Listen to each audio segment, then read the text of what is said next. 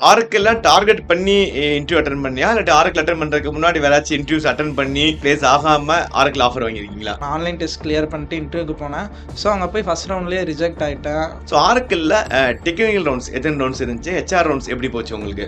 ஆக்சுவலாக எனக்கு ஆரக்கிளில் வந்து ஹச்ஆர் ரவுண்டே வைக்கல, ரெண்டு டெக்னிக்கல் ரவுண்ட் தான். நீ உன்னோட கரியரை ஸ்டார்ட் பண்றப்ப 19.5 lakhs ஸ்டார்ட் பண்ணிருக்க. இந்த டிரான்சிஷன் எப்படி பாக்குற? நான் நல்லா ப்ரிப்பேர் பண்ணாத பிளேஸ் ஆக. கம்யூனிகேஷன்ஸ் எவ்வளவு இம்பார்ட்டன்ஸ்? உன்னுடைய ஒப்பீனியன் என்ன? ஆக்சுவலாக கம்யூனிகேஷனுங்கிறது வந்து ஹாய் கைஸ், இந்த வீடியோல நம்ம யார் கூட இருக்கோம் அப்படின்னா மிஸ்டர் அரவிந்த் அப்படின்ற கூட இருக்கோம். அரவிந்த் யாரு அப்படின்னா தாராபுரம் பக்கத்துல சிறுகிணறு அப்படின்ற ஒரு வில்லேஜ்ல இருந்து வந்திருக்காரு. அவர் வந்து இன்ஜினியரிங் முடிச்சுட்டு ஒரு ஃப்ரெஷரா ஆரக்கிள் அதுல பிளேஸ் ஆயிருக்காரு. சேலரி எவ்வளவு பாத்தீங்கன்னா 19.5 lakhs. ஆரக்கிள் வந்து எனக்கு வந்து கிட்டத்தட்ட ரொம்ப க்ளோஸான கம்பெனி. ரீசன் என்ன அப்படின்னா என்னோட காலேஜ்ல என்னோட ரூம்மேட் ஆரக்கிள் பிளேஸ் ஆனா. ஸோ நான் வந்து 2007ல சொல்றேன். 2007ல ஆரக்கிள் அவன் பிளேஸ் ஆன சேலரி பாத்தீங்கன்னா 5.5 lakhs. ஸோ இன்னைக்கு அதே கம்பெனில மிஸ்டர் அரவிந்த் பிளேஸ் ஆயிருக்காரு. அவரோட சேலரி 19.5 lakhs. இந்த கரியர் ஜேர்னியை நம்ம இந்த வீடியோல டீடைல் டிஸ்கஸ் பண்ண போறோம். கண்டிப்பா இந்த வீடியோ ஸ்கிப் பண்ணாம பாருங்க.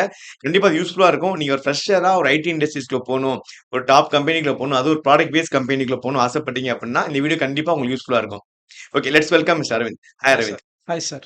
உங்களை பத்தி ஒரு ஸ்மால் இன்ட்ரோ கொடுங்க அரவிந்த். என் பேர் அரவிந்த். நான் வந்து 11th 12th என் ஊரில் தாராபுரத்தில் தான் படித்தேன்.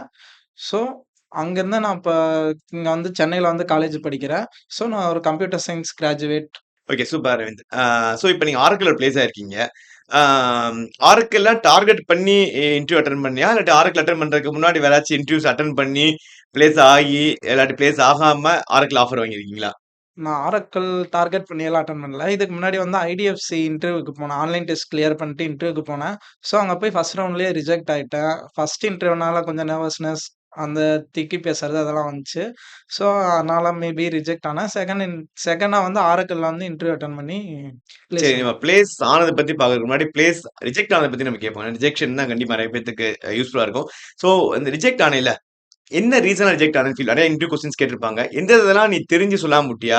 இல்லாட்டி தெரியாம அத ஆன்சர் பண்ணாம விட்டியா? என்ன மாரி ப்ராப்ளம்ஸ் ஃபேஸ் பண்ண நீனு? அத எப்படி ரெக்டிஃபை பண்ண? ஆக்சுவலி நான் ஃபர்ஸ்ட்டு ரெஸ்யூம்ல போட்டதா கேட்டாங்க. நான் ரெஸ்யூம்ல ஜாவா போட்டிருந்தேன். ஜாவா வந்து எனக்கு ரொம்ப பிடிக்கும். ஸோ அதில வந்து இன்டெப்ட்டா மெமரி மேனேஜ்மென்ட் இதெல்லாம் போனதுனால ஃபர்ஸ்ட் இன்டர்வியூனால கொஞ்சம் பயமாயிட்டேன். ஸோ அதனால நான் வந்து கொஞ்சம் திக்கி நர்வஸ்னஸ் அதிகமாகி, அதுக்கப்புறம் கம்யூனிகேஷன்ல வந்து கொஞ்சம் திக்கி திக்கி பேச ஆரம்பிச்சேன். ஸோ அதனால மேபி ரிஜெக்ட் ஆயிருக்கலாம். சூப்பர். ஸோ அடுத்த ரவுண்ட் ஆரக்கிள்ல ரெக்டிஃபை பண்ணிட்ட. Yes sir. ஸோ ஆரக்கிள்ல டெக்னிக்கல் ரவுண்ட்ஸ் எத்தன ரவுண்ட்ஸ் இருந்துச்சு? ஹெச்ஆர் ரவுண்ட்ஸ் எப்படி போச்சு உங்களுக்கு? ஆக்சுவலா எனக்கு ஆரக்கிள்ல வந்து ஹச்ஆர் ரவுண்டே வைக்கல. 2 டெக்னிக்கல் ரவுண்ட் தான். 2 டெக்னிக்கல் ரவுண்ட்ல செலக்ட் ஆனேன். ஓகே. 2007ல என் ஃப்ரெண்ட்ஸ் தான் கிடையாது. 5 ரவுண்ட் அட்டெண்ட் பண்ணேன்னு நெனைக்கிறேன். இப்ப எங்க காலேஜ் ஆரக்கிள்ன்றது ட்ரீம் கம்பெனி. இப்ப நெறைய கம்பெனிஸ் வந்துருச்சு. அப்பலாம் 5 லாக்ஸ்ங்கிறதே டாப் கிரீம் பசங்க தான் பிளேஸ் ஆவாங்க. சோ ஓகே, இந்த 2 டெக்னிக்கல் ரவுண்ட்ல என்னென்ன டைப்ஸ் ஆஃப் கொஸ்டின்ஸ் கேட்கறாங்க ஆரக்கிள்ல? ஆக்சுவலா ஃபர்ஸ்ட்டு டெக்னிக்கல் ரவுண்ட்ல இன்ட்ரோடக்ஷன், அதுக்கப்புறம் பேசிக்ஸ் நாங்க கோர்ஸ்ல படிச்ச டிபிஎம்எஸ், டிஎஸ்சி சிம்பிள் கொஸ்டின்ஸ் இதுதான் கேட்டாங்க. ஸோ அதுக்கப்புறம் லைட்டா ஓஎஸ் கம்ப்யூட்டர் நெட்வொர்க்ஸ் எல்லாம் கேட்டாங்க. ஸோ செகண்ட் ரவுண்ட்ல தான் கொரி இதெல்லாம் கேட்டாங்க. ஃபர்ஸ்ட் ரவுண்ட்ல வந்து ப்ராஜெக்ட் கேட்டாங்க. ப்ராஜெக்ட் வந்து எந்த ப்ராஜெக்ட் நான் ஆக்சுவலா பேங்க் ரிலேட்டட் ப்ராஜெக்ட் பண்ணியிருந்தேன். ஸோ அதில தான் வந்து கேட்டாங்க. எப்படி கொரி எழுதுனீங்க? என்னென்ன கொரி எழுதியிருக்கிறீங்க? அந்த கொரியெல்லாம் எழுதி காட்ட சொன்னாங்க. ஸோ செகண்ட் ரவுண்ட்ல வந்து அவங்க ஒரு ட்ரிக்கியா ஒரு கொரி குடுத்து, அதுக்கு என்ன அவுட்புட் வரும்? அந்த மாரி கேட்டாங்க. மே மேக்ஸிமம் டிபிஎம்எஸ் தான் அதிகமா கேட்டாங்க. ஏன்னா ஆரக்கிள்னா டேட்டாபேஸ் கம்பெனி. அதனால வந்து டிபிஎம்எஸ் அதிகமா கேட்டாங்க. டிஎஸ்சி வந்து லெஸ் ப்ரிஃபரன்ஸ்ல குடுத்தாங்க. Great, great. சோ ஆரக்கிள்ன்றது ஒரு ப்ராடக்ட் பேஸ்ட் கம்பெனி.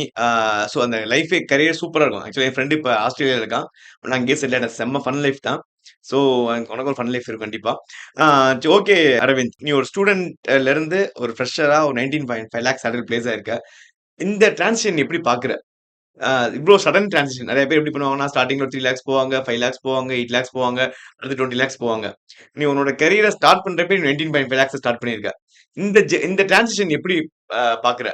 ஆக்சுவலா நான் பிளேஸ் ஆனதே எனக்கு ரொம்ப ஹேப்பியா இருந்துச்சு. நான் வீட்ல எல்லாம் சொன்னா நல்லா இது பண்ணாங்க. அதுவும் இல்லாம நான் நல்லா ப்ரிப்பேர் பண்ணேன் அது பிளேஸ் ஆக. Great, great.